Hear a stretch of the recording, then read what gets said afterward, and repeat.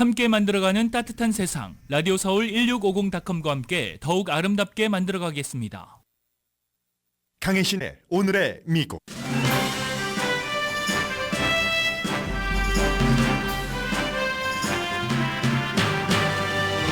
연방대법원이 낙태약이 판매되는 것을 허용한 판결을 내렸습니다. 또한 트럼프가 너무 작다는 상표권은 금지 판결을 내렸습니다. 트럼프 전 대통령이 의사당 사건 발생 이후 처음 의사당을 방문합니다. 방문보다는 의사당 진출이라는 표현이 더 적절해 보입니다. 낸시 펠로시 전 민주당 하원 의장은 의사당 폭동을 주도한 범죄자가 범죄 현장으로 돌아온다는 성명을 냈습니다. 펠로시 전 하원 의장은 반란이라고 표현을 했습니다. 격전지 플로리다주에서 트럼프 전 대통령과 바이든 대통령과의 격차가 좁혀졌습니다. 바이든 대통령은 G7 정상회담에 참석 중입니다. UCLA의 최초의 라틴계 총장이 탄생합니다. 학교 기금 모금과 UCLA 병원, 유대계 학생들 보호 등 모든 것을 고려한 UC평의회 만장일치 결정입니다.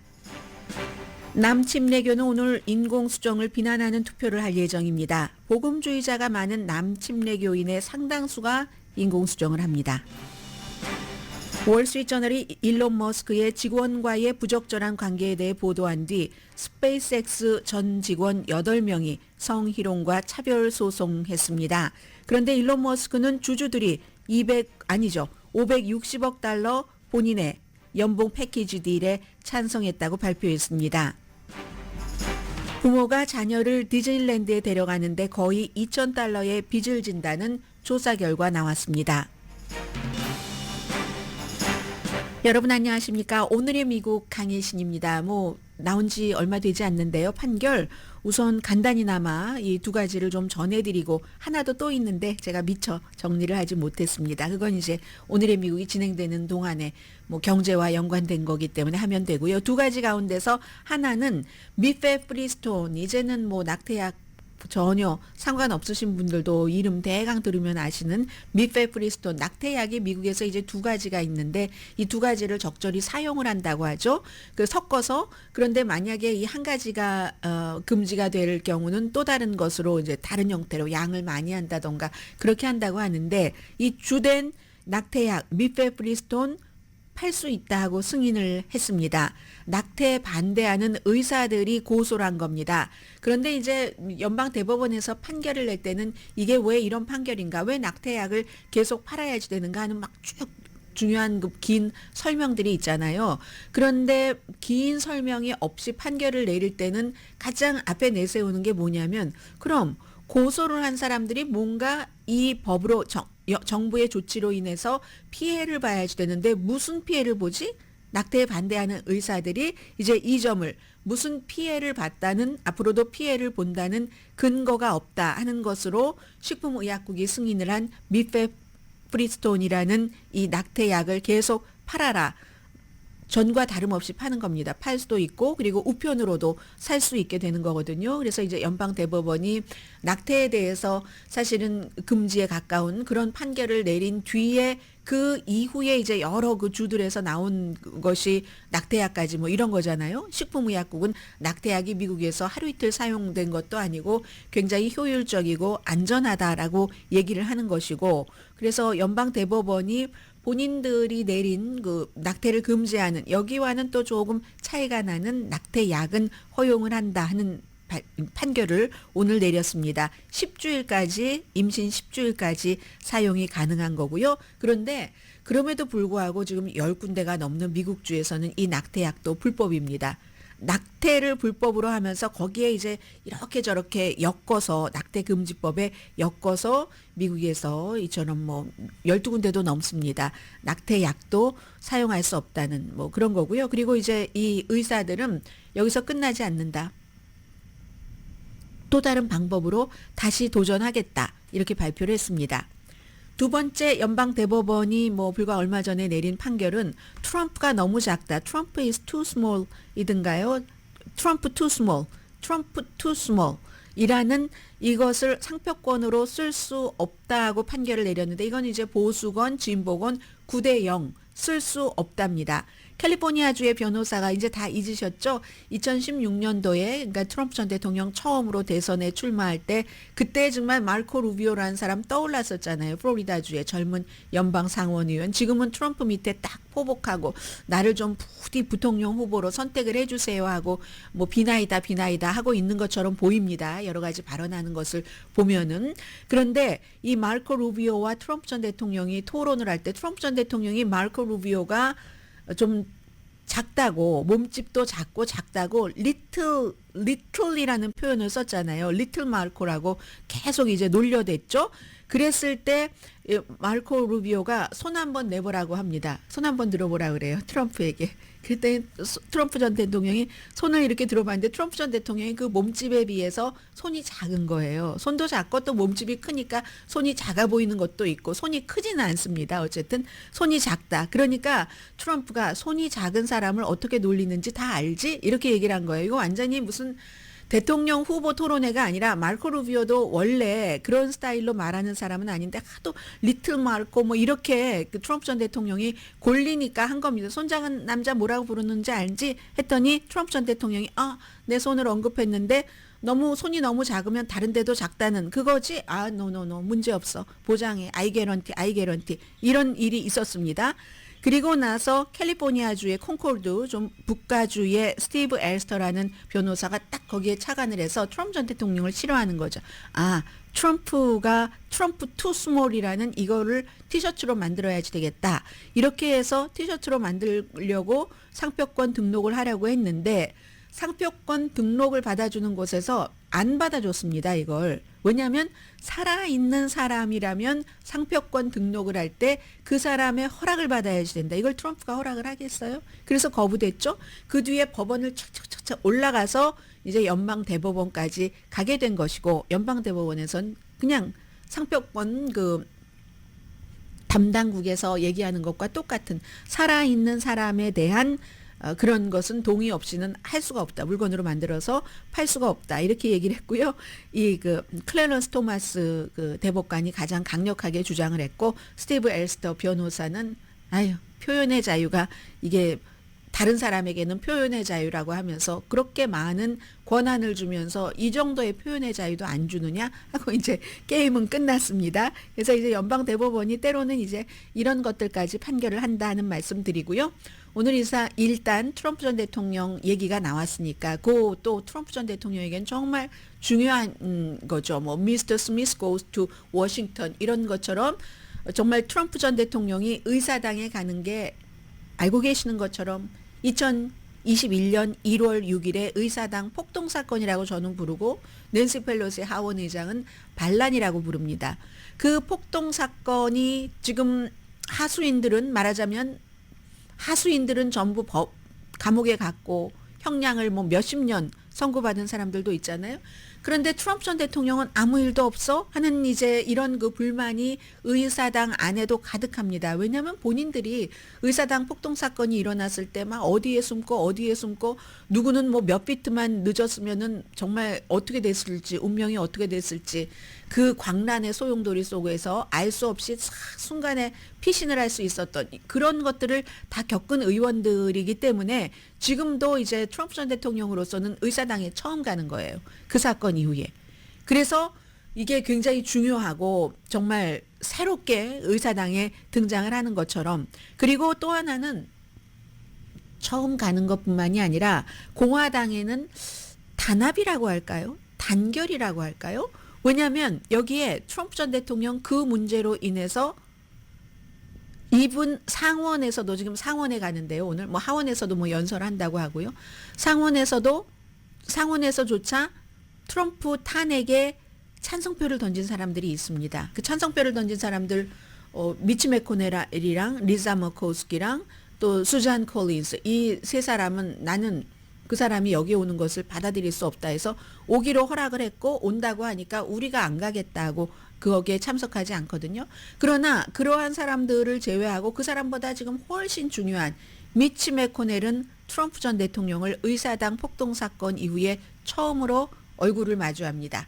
폭동 사건 이후에 불과 몇 개월 전까지만 하더라도 미치 매코넬이 트럼프를 완전히 그냥 막 경멸하는 그런 표현을 하다가 얼마 전부터 약간 분위기가 달라졌어요.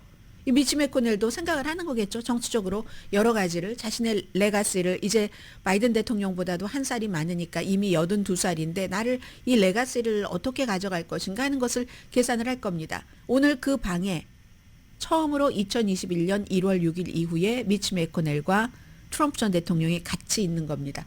허그를 할까요? 저 이게 너무 궁금해요. 정치인들이 그런 관계에서 몇 년 동안 서로 통화도 안 하고 보지도 않다가 같은 당인데도 이건 한국의 무슨 대통령이 뭐 야당 대표를 안 만난 그 기간보다도 더 긴 거잖아요, 지금. 2021년부터 한 텀이 대통령 텀이 거의 끝나갈 때니까. 그래서 여기서 허그를 한다면 정치인이 여기서 허그를 한다던가 뭐 손을 잡는다던가 이 그 온도에 따라서 공화당의 단합과 단결 이걸 이제 계산을 해볼 수 있는 거죠. 그래서 중요한 거고 미치 매코넬은 그럼 왜 본인의 레가시를 생각을 하면서 마지막이라도 트럼프를 받아들이는가. 이거는 트럼프 덕으로 상원 의원 본인이 원하는 사람들 뭐 재선하고 이런 것이 도움을 받기를 원하는 거죠. 요즘에는 지난번 선거 중간 선거 때까지만 하더라도 트럼프 빨이 안 받았습니다. 선거에서. 그런데 이번에도 엊그제 뭐 네 군데 주에서 치러진 선거에서도 트럼프가 지지한 사람들이 모두 당선됐잖아요. 아주 안전하게. 그래서 상원이 지금 너무 다수당이 한석으로 위태위태하니까 미치 매코넬은 다시는 그 상원의 원내대표로 본인이 출마하지 않는다고 했기 때문에 이번에 잘 마무리를 해야지 되는 겁니다. 본인이 생각하고 있는 뭐 이민이라든가 이런 것에 대해서 그러려면은 이제 그 마지막 마무리 과정에서의 트럼프에 대해서 완전히 그 등을 돌리고는 다른 의원들의 협조도 부족할 거고 그리고 본인이 예를 들어서 이제 떠나고 난 뒤에도 어떤 사람을 그곳에 심느냐 이런 여러 가지 정치적인 계산이고요.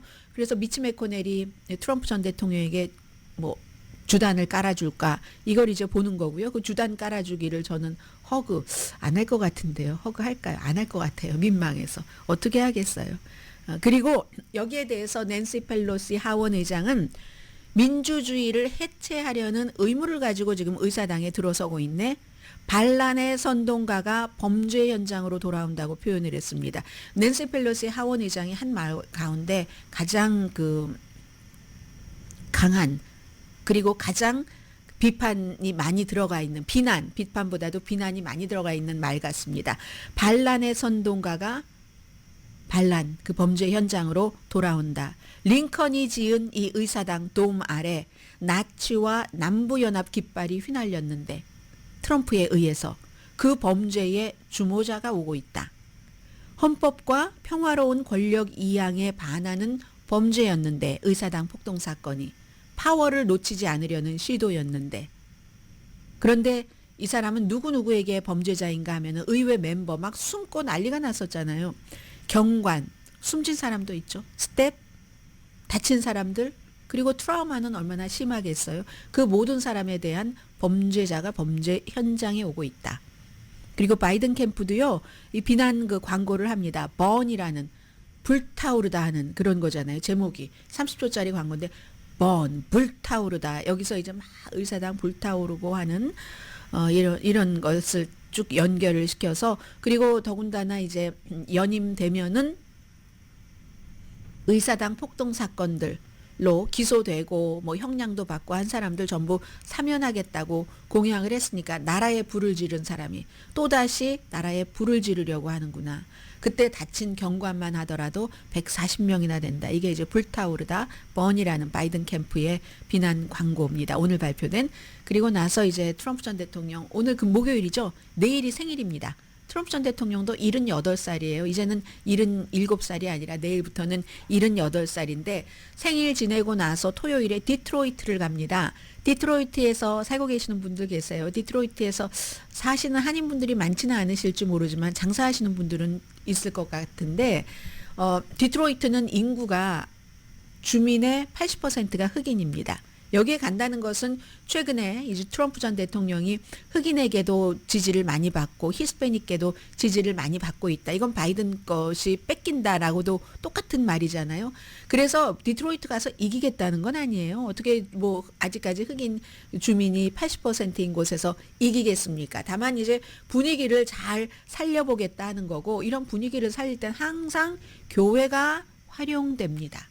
디트로이트에 있는 흑인 교회에 가서 나를 찍어야지 된다. 왜 바이든을 찍으면 안 되는가, 이런 것에 대해서 연설을 할 테고요. 오늘 이제 나온 하나의 그 여론조사가 있는데, 여기 보니까 더 힐이 한인 그 교수의 인터뷰를 실었네요. 김덕홍 박사. 우선 결과부터 말씀드리면 플로리다 애틀랜틱 유니버시티입니다. 조지아주 아니고요. 메인 스트리트 리서치 공동으로 여론조사를 했는데, 투표할 가능성이 높은 유권자의 43%가 트럼프 전 대통령을 지지했습니다. 37% 바이든 대통령 지지했고요. 4월 달에는 이게 트럼프 49, 바이든 40이었거든요. 그럼 그때는 9% 차이였는데 지금은 6% 차이가 나는 건가요? 그렇죠. 그러면 트럼프 전 대통령은 49에서 43이 됐으니까 6%가 줄어들었고, 바이든은 40에서 37이 됐으니까 3%포인트가 줄어들었습니다. 한 달 사이에. 그리고 그럼 그 많은 표가 어디로 갔지? 10%가 로버트 케네디 주니어에게 갔습니다. 그러면 플로리다주에서는 어쩌면 로버트 케네디 주니어 표는 트럼프에게서 더 많이 나왔을 수도 있다고 추정해 볼 수는 있고요. 김덕홍 박사, 이 대학교에 여론조사를 한 플로리다 애틀랜틱 유니버시티의 조 교수시군요. 이 김 박사님은 트럼프가 여전히 앞서고 있지만 이 수치는 바이든이 약간 이제 이득을 봤다 하는 것. 그리고 이게 중요한 것은 이 김덕홍 교수에 따르면 미국에서 변동이 가장 심한 주에서 경쟁이 지금 굉장히 치열하구나 해서 얼마 전에 말씀을 드렸습니다. 트럼프 전 대통령이 플로리다주를 넘보고 있다. 바이든 대통령이 흑인 유권자를 넘보고 있는 것처럼 지금 그런 거거든요. 2020년도에 트럼프 전 대통령이 이겼죠. 51%대 48%로. 그리고 이겼지만 전체 선거에서는 져서 바이든이 대통령이 됐고, 2016년도에도 그 트럼프가 이기긴 했는데 그때는 49%대 47%였거든요. 그러니까 2016년도에는 2%포인트 차이로 공화당 후보를 이겼는데 4년 뒤인 2020년에는 3%포인트 차이로 이겼었습니다. 그리고 그 뒤에 론 디센티스에서 굉장히 플로리다주가 공화당색이 강해지기는 했는데 4월 달에서부터 5월 달에 오는 사이에 이렇게 트럼프가 조금 그 기반이 흔들리고 그 사이를 로버트 케네디 주니어가 꽉 들어갔다. 이런 거고요. 선거인단 플로리다주도 인구 많잖아요. 30명입니다. 6월 8일과 9일 이틀 동안 했었던 여론조사 결과고 오차 범위는 3.3%포인트이다. 이게 이제 트럼프 전 대통령의 행보 전해드렸습니다.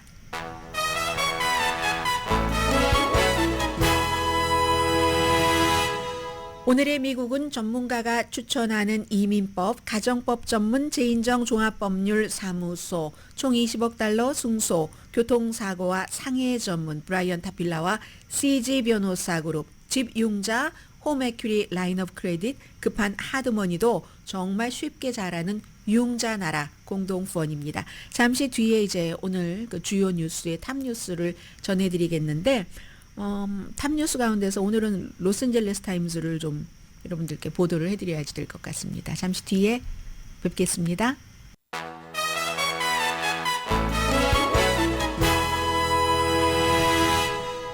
라디오 서울 방송 오늘의 미국 듣고 계십니다. 네.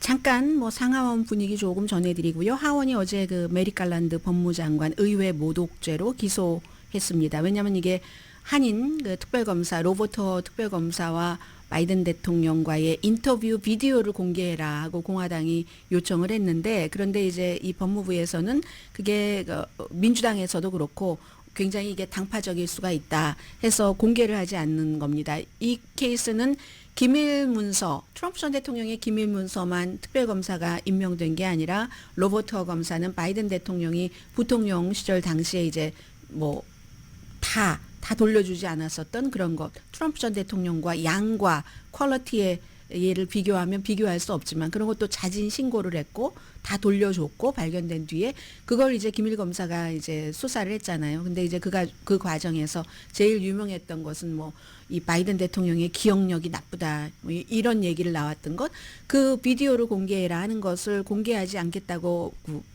법무부가 결정을 했기 때문에 이건 의회 모독죄다 해서 완전 당파적이에요.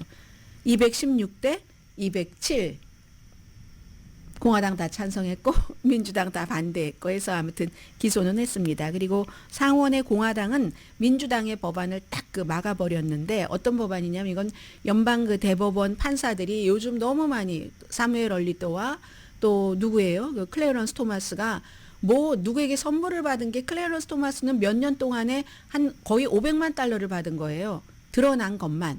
그리고 아직도 120 몇 개 정도는 확인이 안 되고 있다는 게 있고 사무엘 얼리토도 뭐 클레어런스 토마스만큼 액수가 많지는 않지만 뭐 여러 가지 뭐 문제가 있고 하잖아요. 그러니까 그 연방 대법원 판사들에게 적용하는 새로운 윤리, 투명성 이런 규정을 해야지 된다 하는 법안을 민주당이 만들어서 통과시키려고 했는데 공화당이 싹 블럭을 해버렸습니다.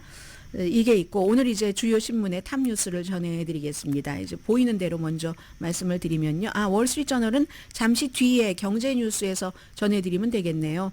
왜냐하면 뭐 이건 이자율이나 아니면 뭐 일론 머스크 이런 얘기이기 때문에요. 그리고 또 뉴욕타임스와 워싱턴 포스트 일면에도 남침내교 어제 오늘 이틀 연례 회의를 하잖아요. 그래서 뭐 여자를 목사로 하지 못하는 걸 더 단단하게 막는다. 그리고 이게 확인이 된 것 같습니다. 인공수정을 금지하는, 인공수정에 대해서 엄청나게 비난하는 이런 것을 뭔가 안을 채택을 할 것 같은데, 그런데 남침내교가 뭐 개신교 중에서 많고 뭐 미국에서 뭐 개신교 뭐 다 합치면 두 번째로 많고 하는 멤버가 그런 종교 그룹인데 이게 또 2024년 선거에도 영향을 미칠 거고요. 왜냐하면 지금은 낙태약, 인공수정 다 같이 갑니다. 그래서 인공수정에 대해서는 트럼프 전 대통령조차 많은 공화당도 이거 해야지 되라고 하잖아요. 그럴 수밖에 없어요. 남침내교가 이제 복음주의자들이고 복음주의자들이면 백인이 많습니다. 흑인들도 많지만 굉장히 많지만 그리고 인공수정을 가장 많이 하는 인종이 아마 백인일걸요. 그러므로 이 남침내교에서 인공수정을 막 비난하고 뭐 이러는 것은 이게 별로 인기가 있는 건 아닙니다. 그러므로 2024년도 선거에도 영향이 있을 텐데 이 내용도 제가 시간이 있으면 다시 한번 자세히 전해드리기로 하고요. 마이애미 헤럴드 보니까 역시 마이애미 헤럴드답습니다. 지금 마이애미 헤럴드가요 엄청난가 봐요. 엄청난데 사진을 보고 제가 깜짝 놀랐는데 마이애미 헤럴드의 플로리다 마이애미 헤럴드가 아니라 플로리다 남부의 홍수가 표현 자체가요 미친 강우량이라고 표현을 했습니다. 정말 미쳤다고. insane 폭우 rainfall이라고 했거든요. 그래서 막 자동차가 캘리포니아주에서도 많이 보기는 한 모습입니다만은 제가 하나 딱 보고 있는 사진은 이겁니다. 자동차가 뭐 날아다니는 게 아니라 떠다니고 하이웨이 다 닫았고 집에도 막 물이 넘치고 그렇게 insane rainfall로 사우스 플로리다가 완전히 지금 망가져 버리고 있다 하는데요. 그 길에서 자동차가 물 위에서 다니고 하는데 한 나이가 드신 분이 젊은 maybe 손주 아니면 자녀일지 모르겠어요. 자녀라고 보기에도 어린 사람을 휠체어로 보입니다. 아주 뭐 비싼 그런 휠체어가 아닌 것처럼 휠체어에 태우고 나이 드신 분이 어린 아이는 몸의 거동이 불편한 거예요. 그래서 어디론가 이제 피신을 하는 겁니다. 피신을 하는데 놀라운 것은 표정이에요. 이분들이 아직 그 물이 막 무릎까지 차오르고 이건 아니거든요. 발목 같은 거는 다 잠겼는데도 이분이 이 물살이 방향이 어딘지는 모르겠는데 거슬러 올라가는 것처럼 보이기도 하는데 참 힘들겠다 보이는데 웃으세요. 무슨 두 사람이 소풍 나온 것처럼 굉장히 낙관적인 분들이신 거죠. 그래서 이 휠체어를 밀고 있는 분이나 거기에 타고 있는 젊은 사람은 소년지 보인지 어린지도 잘 모르겠어요. 왜냐하면 모자를 쓰고 있기 때문에. 그런데 코 아래로 웃는 표정이 보이거든요. 이 사진이 저를 굉장히 사로잡아서 말씀을 드렸고 역시 플로리다답게 제일 위에는 러시아의 함대가 핵잠수함을 실은 그러나 핵무기는 없습니다. 하바나 항구에 도착을 했으니까 플로리다와 가까우니까 이거 예고가 됐었던 거잖아요. 그래서 이걸 일면에 보도를 했는데 미국이 다 워치하고 있습니다. 미국이 뭐 워치하고 있다고 감시하고 있다. 워치하고 있다. 맞네요. 감시하고 있고 그리고 미국은 이미 국방부에서 얘기를 했어요. 이거 위험한 거 아니다. 그리고 원래 플로리다의 함대들이 뭐 쿠바에 많이 갑니다. 다만 타이밍이 중요한 거죠. 지금이 어떤 타이밍이에요? 미국 대통령 집안에 없고 이탈리아에 가서 G7 정상회담에 참여를 해서 러시아를 어떻게 지금 제재를 해서 우크라이나를 돕나 하는 것을 연구를 하러 간 거잖아요. 그러니까 여기에 딱 맞춰서 지금은 핵무기 없지만 우리 위협이 될 수 있어 하는 걸 보는 거고 미국도 아직까지는 조심할 필요가 워치는 하죠. 조심은 하지만 특별한 일은 없을 것이다. 이게 이제 플로리다주에서는 굉장히 큰 뉴스고요. 또 워싱턴 포스트는 이 내용은 전해드리지 못하겠네요. 경관이 16살 소녀를 도와달라고 했더니 성학대를 해서 그 혐의로 이제 형량을 얼마나 줄까 하는 판사가 어떤 벌을 줄까 한다는 게 나와 있고 오레곤에 살고 계신 분들 안녕하세요. 오레곤주의 전 주지사였던 닐 골드스미스가 사망을 했는데 참 정치 학대를 피해서 망명을 와서 오레곤주에서 주지사도 했는데 나중에는 또 14살 그 소녀를 강간하고 이런 케이스도 있었던 그분 83세로 숨졌군요.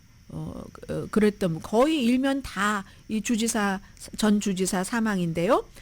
그리고는 이제 두 가지 이슈가 남았는데 두 가지를 조금 자세히 전해드리겠습니다. 하나는 저보다 훨씬 많이 알고 계실 분들이 많을 NBA의 레전드 제리 웨스트고 또 다른 사람은 뒤에 말씀을 드리겠습니다.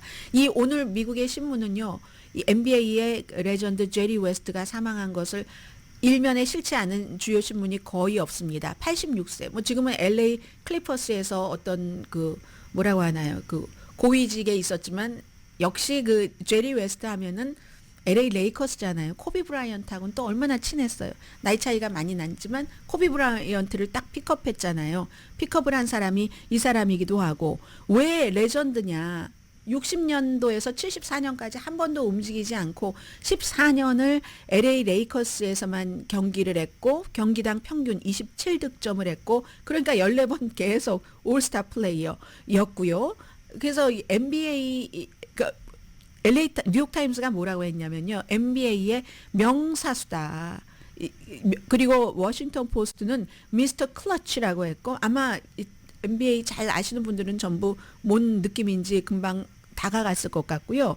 월스트리트저널은 로고 LOGO라고 했습니다. 아시는 것처럼 그 NBA의 로고가 이 사람의 실루엣이잖아요.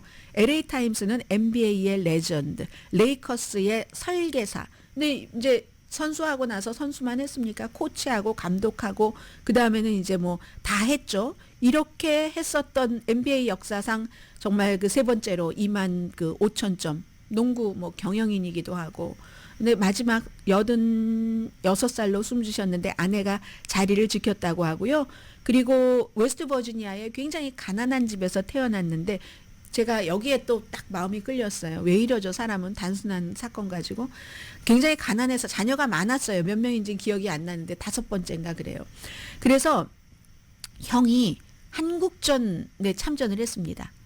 한국전에 참전을 했는데 형이 숨졌어요. 전사한 거죠. 51년도에. 전사를 해서 휴전 전이죠. 전사를 해서 그때부터 이제 이 형과 남동생과 형과 이런 관계는 아주 좋을 때는 얼마나 좋은지 여러분 어렸을 때 짐작하시잖아요. 그래서 너무너무 소심하고 내성적이 됐답니다. 그랬는데 또 그 당시에는 몸집도 왜소했대요. 어렸을 때. 그래서 엄마가 운동하지 말아라 했는데 어느 날 이웃집 창고에 농구대가 다 걸려 있는 거 있잖아요. 웨스트 버지니아. 농구대가 걸려 있어서 이제 엄마가 운동은 하지 말아라 하니까 낚시를 취미로 삼았는데 너무 따분해서 딱 그 농구대를 보고 집어넣었더니 그 짜릿함. 해서 엄마가 하지 말라는 것도 결국은 했어요. 하고 나서 가까운 대학교 너무 잘하니까 아마 고등학교 때 모든 상을 다 휩쓸었죠. 너무 잘하니까 가까운 웨스트 버지니아 대학교에 갔죠. 아무튼 그리고 그 뒤에 이제 LA 레이커스 그리고 2017년도에 이제 뭐 라이벌인 클리퍼스로 이적을 해서 뭐 중요한 임원 일은 했는데 코비 브라이언트와는 어떻게 이제 친하게 됐냐면 코비 브라이언트 고등학교 때 경기를 딱 보고 나서 샤킬 오닐에게 얘기를 했답니다. 샤킬 오닐도 이제 레이커스 오기 전이었는가 보죠. 너 우승하고 싶으면 레이커스로 와라. 내가 기둥이 될 만한 그런 아이를 영입할 거다. 그래서 코비 브라이언트가 숨졌을 때 이 그 NBA의 레전드가 제리 웨스트가 완전히 막 오열했다는 것 아니겠어요. 아무튼 그 한 분야에서 이렇게 일을 잘 하고 그렇게 간 사람에 대한 그런 그 경의의 표시로 오늘 미국의 모든 신문의 일면에는 야, 이거 1972년도에 제리 웨스트 너무 멋지네요. 지금의 모습이 조금 있기는 하는데 머리 흘러내리지 않도록 단정하게 막 기름으로 쫙 이렇게 머리 발라서 그런 것 있고요. 아무튼 그런 뉴스 있고, 그리고 휴스턴 크로니클도 역시 그 동네에 맞게 사망 뉴스를 전했기 때문에 전해드리는데요. 휴스턴의 싱어송라이터가 숨졌다. 제가 그 싱어송라이터의 이름은 기억이 안 나는데 마크 제임스네요. 마크 제임스인데 노래는 알죠. You are always on my mind. 그 송라이터 작사가가 숨졌다는 내용이 있고, 다시 이제 이 섹션 마지막입니다. 로스앤젤레스에 살고 계시는 분들도 많으시고 또 로스앤젤레스에 자녀가 단위 있고 하셨던 분들 얼마나 많겠어요. 재학생이 뭐 4만 6천 거의 4만 7천 명 정도. UCLA요. 로스앤젤레스가 아니라 UCLA 하니까 어제 이제 오후에 저희 라디오 서울 방송 이제 저녁 뉴스부터 자세히 들으셨을 겁니다. 근데 이제 풀리오 프랭크라는 풀리오 이글레시아스와 마찬가지로 풀리오 프랭크라는 차기 UCLA 총장이 결정이 된 거예요. 근무는 2025년 1월부터 합니다. 현재는 마이애미 대학 총장이에요. 마이애미 대학교에서 2015년부터 총장을 했는데 이분이 왜 중요하냐면 우선 멕시코에서 태어났어요. 그리고 아버지는 독일계 유대인인 겁니다. 그때 막 나치를 피해서 멕시코로 도망온 거죠. 지금 멕시코의 클라우디아 쉐인바움 대통령도 마찬가지로 이제 부모님들 그런 이민의 역사를 갖고 있잖아요. 그쪽에서 쭉 멕시코로 흘러온. 그렇게 해서 멕시코에서 자랐고 멕시코에서 학위도 받고 그리고 멕시코에서 보건부 장관도 지낸 그런 사람이거든요. 라티노죠. 분명히 라티노면서 스페니쉬 하니까 히스패닉계이기도 하고 UCLA가 공립대학교 가운데서 가장 좋은 공립대학교에 속합니다. 미국 그 좋은 공립대학교 가운데서 최초로 라틴계 총장이 탄생을 하게 되는 겁니다. 70세고요. 글로벌 보건 전문가입니다. 그리고 이분은 지금 대학이 제일 필요로 하는 게 돈입니다. 어느 대학교나. 이게 매일 우선이 돼서는 안 되는데 그거 너무 잘했고요. 마이애미하고 하버드 대학교에 있었을 때, 그리고 지금 특히 이제 이번에 진 블럭 현재의 총장이 물러나게 되는 원인 가운데 하나도 이스라엘계와 친팔레스타인계 뭐 이런 학교에서의 시위 뭐 대응을 잘 못했고 이런 부분들도 있지 않겠어요? 이 사람은 그 유대계에 대해서 반유대적인 그 입장을 굉장히 불편해합니다. 본인이 그 부모가 나치를 피해서 독일에서 멕시코로 가서 그렇게 살아오다가 이제 미국으로 오신 분이기 때문에, 그래서 마이애미 대학교에서는요, 이번 이 이스라엘 친팔레스타인 시위 때에 학생들이 캠프를 설치하지 않았습니다. 마이애미 대학교도 학생도 엄청 많고, 물론 플로리다주는 조금 보수적이기는 하지만 이분이 그렇다고 뭐 시각이 보수적인 것도 아니에요. 마이애미 대학교의 총장이었지만 그 파클랜드 고등학교에서 총격 사건이 일어나서 학생들이 총기 규제해야지 된다 막 이렇게 얘기하잖아요. 그럼 이분은 침묵하는 것보다 훌륭하다 하고 본인의 의견도 내고 하신 분이거든요. 그런 식으로 아무튼 그래서 마이애미 대학교에서는 마이애미 대학교가 내년이 이제 100년이 된다고 하거든요. 그 100주년을 기념을 해서 25억 달러를 기금을 모금을 했다고 하고, 하버드 공중보건대학교에서도 학장을 지냈는데 그때도 전에 비해서 뭐 4배 기금을 많이 모았다고 하고, 본인은 뭐 90 몇만 달러 거의 100만 달러 되더군요. UCLA 총장으로서 연봉이. 이것도요. 마이애미 총장 연봉보다 작아요. 엄청 많이 작습니다. 이 정도 되면 이분들은 돈을 계산하지 않는 거예요. 마이애미 대학교에서 196만 달러를 받았는데 이거 UCLA를 꿈의 대학이라고 얘기하는 사람들이 많은데 저에게도 꿈의 대학입니다. 이렇게 하면서 아무튼 왔고요. 그리고 멕시코 사람들이 말하자면 본인의 부모, 가족이 난민이었는데 그 난민 가족이 성공할 수 있도록 포용적인 것, 관대함, 이런 거 보여준 거 너무 감사한다. 이렇게 얘기를 했습니다. 그리고 이제 제일 중요한 것은 이분이 이제 글로벌 건강 여기에 포커스를 두겠죠. 집안이 4대째 의사랍니다. 79년도에 멕시코 대학교에서 국립대학교에서 의학 박사 받았고 그리고 이제 미시건 대학교에서 또 뭐 석사 뭐 박사학위도 다 받았습니다. 비센테 박스 불과 얼마 전이잖아요. 그때 이제 보건부 장관을 멕시코에서 했고요. 가족 계획, 뭐 피임 확대 이런 것을 무척 아무튼 많이 하는 좀 지지하는 그런 사람입니다. 경제학자와 결혼했고요. 2명의 자녀가 있고 그런데 아니 훌륭한 사람들은 왜 이렇게 부지런해요. 동화책도 쓰고요. 취미는 뭐 오페라, 축구 엄청 좋아하신답니다. 그리고 진 블럭 현재 총장은 이제 뭐 교수로 돌아가죠. 17년 동안 UCLA에 있었고요. 아무튼 미국 뭐 최고 거의 그런 규모의 UCLA의 첫 번째 라틴계 그것도 멕시코 태생의 총장이 탄생했다. UC 평의회는 만장일치로 통과를 시켰다는 것 말씀드립니다. 잠시 뒤에 일론 머스크 말씀 좀 드려야지 되겠네요.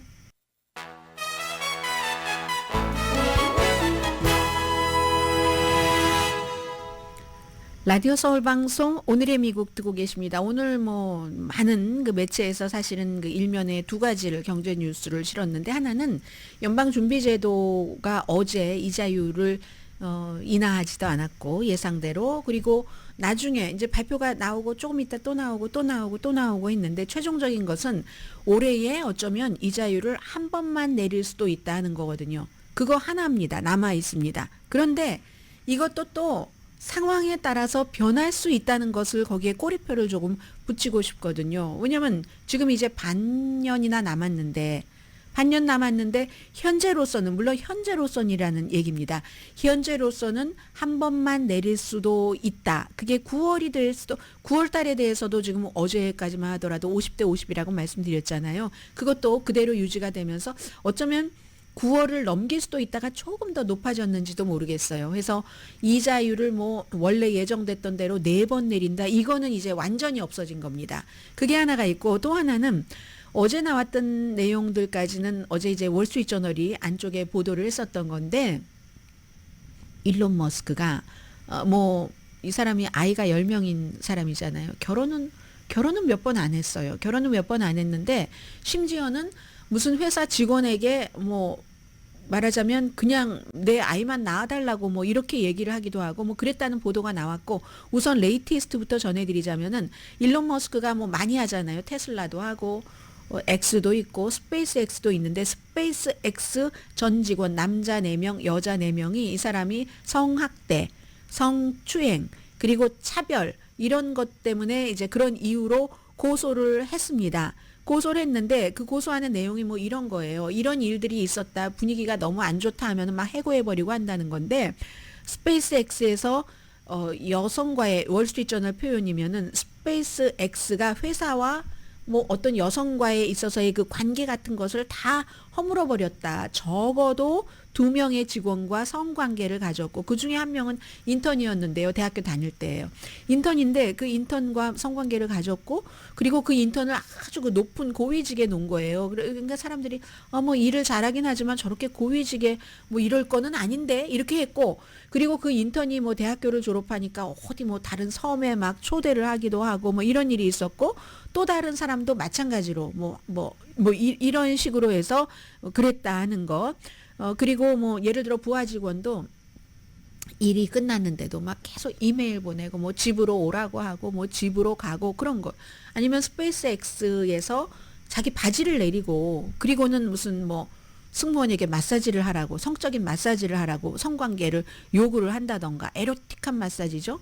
결국은 이제 이 사람은 25만 달러 받고 회사 그만뒀습니다. 아이를 낳아달라고 한다던가 해서 여성을 이제 이 고소를 한 스페이스 X에서 전 직원들 그 고소를 한 8명은 여성들은 브레이지어 사이즈로 평가를 한다. 이건 성적인 대상으로 오브젝트로 본다는 얘기예요. 그리고 음란한 성적인 농담으로 직장물을 CEO라는 사람이 맨날 흐려놓고 동물의 왕국 같다. 스페이스 X가. 그래서 이러한 것에 대해서 우리가 도전을 하면은 해고당한다. 이런 얘기거든요. 그런데요. 그럼에도 불구하고 오늘 이게 확인이 됐으니까 일론 머스크가 이렇게 얘기를 했겠죠. 테슬라의 주주들은 지난번에 1월 달에 델라웨어 그 판사가 기각을 했습니다. 그런데 다시 투표를 해서 일론 머스크에게 돈 주는 거예요. 최대 뭐 어디는 450억 달러라고 하고 560억이라고 하는데 560억 달러가 맞는 것 같아요.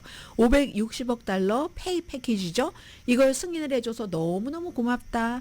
그리고 우리 그 뭐 본사를 텍사스로 이전해 주는 것도 너무 고맙다. 좀 전에 건 스페이스 X 얘기고 이건 이제 테슬라 얘기예요. 자동차로 돌아와서. 해서 이거 너무너무 고맙다 하고 이제 X에 얘기를 했거든요. 그런데 이건 잘 모르겠어요. 법원이 일단 델라웨어 법원이 막았잖아요.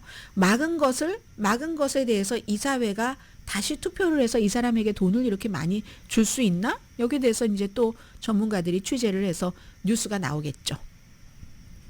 그리고 더 힐의 보도인데 제가 비밀을 하나 말씀드릴까요? 저는 디즈니랜드를 한 번도 가보지 않았습니다. 가보고 싶지 않았었어요. 사람들 디즈니랜드 식구들 다 가고 친구들 오면 디즈니랜드 문 앞까지 데려다 주긴 했는데 유니버설 스튜디오는 한번 가봤네요. 타는 거 놀이기구 너무 무서워하기도 하고 만들어 놓은 건 다 그냥 그런 거 아닌가요? 그래서 저는 한 번도 안 갔는데 이 디즈니랜드의 자녀를 데려가기 위해서 부모가 거의 $2,000의 빚을 진다 하는 조사 결과입니다. 이것은 이제 플로리다 올랜도를 얘기를 하는 건데 랜딩 트리라고 뭐 융자해주고 하는 그런 회사죠. 여기서 조사를 한 건데요. 거의 $2,000입니다. $1,983 평균 아이 한 명당 디즈니스 관련 빚이 $1,983 45% 부모가 디즈니 관련 빚이 있답니다. 그런데도 부모님들은요. 참 후회 없다고. 왜냐면 아이들이 좋아했으니까. 그 선택에 대해서, 기억에 대해서 그 돈을 지불한 것이니까. 이렇게 얘기를 하고 있는데 이 플로리다 월트 디즈니에 가서 그러면은 어디서 이렇게 돈을 많이 쓰는가? 한 명당 1,900 얼마야. 뭐 비행기 타고 가면 그렇겠죠? 근데 65%가 예상하지 않은 음식값. 왜 있죠? 핫도그 하나에 얼마하고 뭐 이런 거. 그리고 교통비, 항공료를 포함해서 48%, 숙박비, 호텔, 모텔 다 합쳐서 47%. 할인을 활용을 했는데도 비싸다. 이런 선생님이 아니라 제가 어제 선생님 나오는 미니 시리즈 드라마를 2편 봤더니 선생님 소리가 자연스럽게 나오네요. 그래서 그런데도 어린 시절을 그 아이와 함께 그 경험을 하는 거. 빚을 지더라도 그 느낌, 메모리를 선택을 하는 부모들이 많다는 거죠. 그렇기 때문에 이 말씀을 드리려고 한 거죠. 항상 뭐 디즈니랜드에만 그렇겠어요. 미리미리 계획하라는 겁니다. 저금을 미리미리 휴가 저금을 하고 그리고 어디에 가서 돈을 지출할 때는 우선순위에 따라서 디즈니랜드 여행할 때 가장 나에게 중요한 게 뭔가 사람마다 다를 수 있잖아요. 호텔에 돈을 펑펑 쓰고 먹는 것은 그냥 도시락 먹는 사람, 나쁜 호텔에서 잠만 자는 건데 뭐 하면서 아주 좋은 식사를 하는 사람, 큰 기쁨을 주는 곳에 돈을 많이 쓰고 현명하게 지출하고 미리 저축해라 하는 얘기입니다.